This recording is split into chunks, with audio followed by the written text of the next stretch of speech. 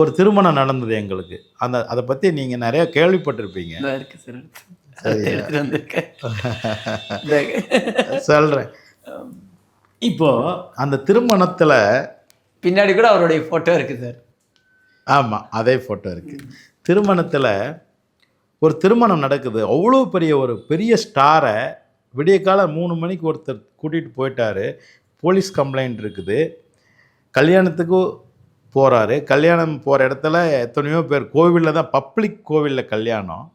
எத்தனையோ பேர் அந்த பொண்ண பார்க்குறாங்க. ஐயர் இருக்கிறாரு. மாலை குடுக்குறாங்க. எல்லாமே இருக்குது. டிஃபன் சாப்பிட்றதுக்கு கூட ஆளுங்க வந்திருக்கிறாங்க. இதெல்லாமே இருக்கு. ஒருத்தர் கூட ஏன், எதுக்கு, எதனால எந்த கேள்வியும் கேட்காம தாலி கட்டி முடிச்சு, எல்லாம் முடிஞ்ச பிறகும் கூட அப்புறம் நாட் ஒன்லி போலீஸ் கம்ப்ளைண்ட், இப்போ இன்ஃப்ளூயன்ஸ் இருக்குது இல்லையா? சரத் சாருக்கோ அல்லது விஜய் அன்னைக்கு தலைவரா இருக்கிறவர் யாரோ சங்கத்தில, அவருக்கு சொல்லி அப்புறந்தே ஆட்கள் தேட ஆரம்பிக்கிறாங்க. என்னுடைய பழைய வீட்டுக்கெல்லாம் போயிட்டு என்னோட ஹவுஸ் ஓனரே வந்திருந்தார் கல்யாணத்துக்கு. அவங்க கேமரா வச்சுருந்தாங்க. எங்களுடைய திருமண ஃபோட்டோ எடுத்து அதையெல்லாம் ஃபிலிமை பிடிச்சி உருவியிருக்காங்க.